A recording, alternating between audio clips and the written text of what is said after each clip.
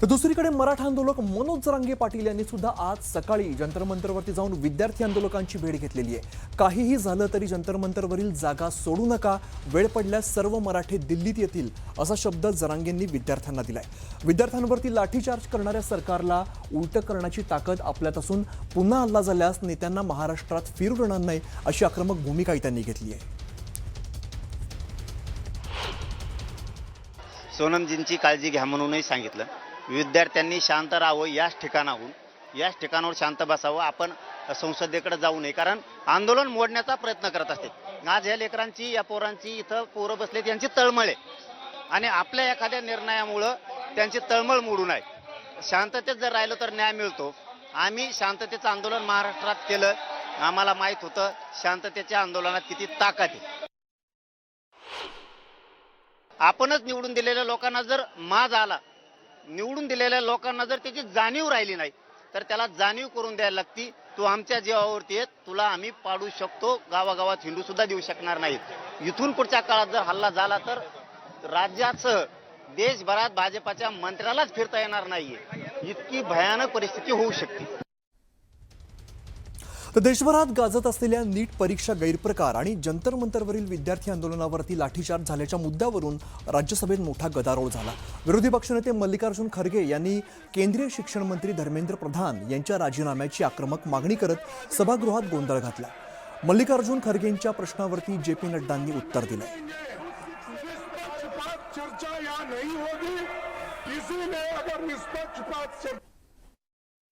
Examination के बारे में और रूल्स 267 के तहत यहाँ पर बहस करना चाहते हैं, उसके लिए अगर फेयर डिस्कशन होना है तो शिक्षा मंत्री पहले राजीनामा देना चाहिए। धन्यवाद। जब वो राजीनामा नहीं लेंगे, निष्पक्षपात चर्चा यहाँ नहीं होगी। इसीलिए अगर निष्पक्षपात चर्चा होना तो मैं रिक्वेस्ट करता हूं गवर्नमेंट को वो रिजिग्नेशन दिलाए। अभी हमारे पार्लियामेंट्री अफेयर्स मिनिस्टर किरण रिजिजू जी ने बहुत स्पष्ट शब्दों में कहा है कि सरकार हर मुद्दे पर चर्चा करने के लिए तैयार है और इसके साथ साथ नीट में पेपर लीक और उससे निकलने वाली सारी गतिविधियों पर भी हमारी सरकार चर्चा करने के लिए तैयार है।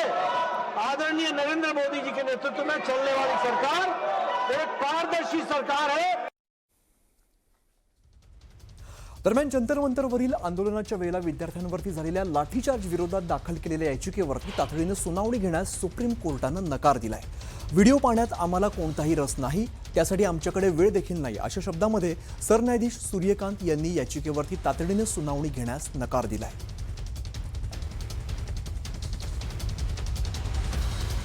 सरन्यायाधीशांच्या नेतृत्वाखालील खंडपीठासमोर वकिलांनी विद्यार्थ्यांच्या याचिकेचा उल्लेख करत कोर्टाने या प्रकरणाची स्वतःहून दखल घ्यावी अशी विनंती केली आणि त्यावेळेला नेमकं काय घडलं आपण बघूया। बघा, आज कोर्टात नेमकं काय घडलं तर याचिकाकर्त्यांचे वकील जे आहेत ते म्हणाले विद्यार्थ्यांच्या या याचिकेची दखल घ्यावी। त्यावरती सीजेआय सूर्यकांत असं म्हणाले की आमचा वेळ वाया घालवू नका। विद्यार्थ्यांकडून महत्त्वाचे मुद्दे उपस्थित केले जात असल्याचं याचिकाकर्त्यांच्या वकिलांनी सांगितलं। त्यावरती आमचा वेळ वाया घालवू नका असं सीजेआय सूर्यकांत यांनी सांगितलं।